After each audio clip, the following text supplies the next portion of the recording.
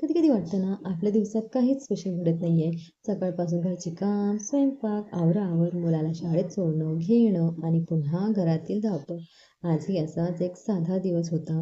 मुंबईमध्ये बाहेर पाऊस आपल्याच मूडमध्ये होता. कधी जोरदार पाऊस पडत होता, तर कधी अचानकच ऊन पडत होती. मुलाला शाळेतून घेऊन येताना रस्त्याच्या कडेने पाणी आणि चिखल होता. पण घरी आलं की पुन्हा काम आपली वाटच बघत होता.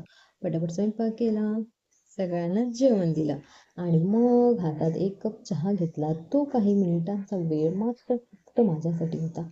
कधी कधी विचार येतो, आपण रोज इतकं काही करतो, पण आपल्या या छोट्या छोट्या गोष्टींची कोणाला आठवणही राहत नाही. पण मग वाटतं, कुणाला दिसत नसलं तरी चालेल, कारण माझ्या या छोट्या छोट्या प्रयत्नांनी तर माझं घर चालतंय. भाज्या आवरल्या, स्वयंपाक केला संध्याकाळची आणि नेहमीसारखा आणखी एक दिवस संपला.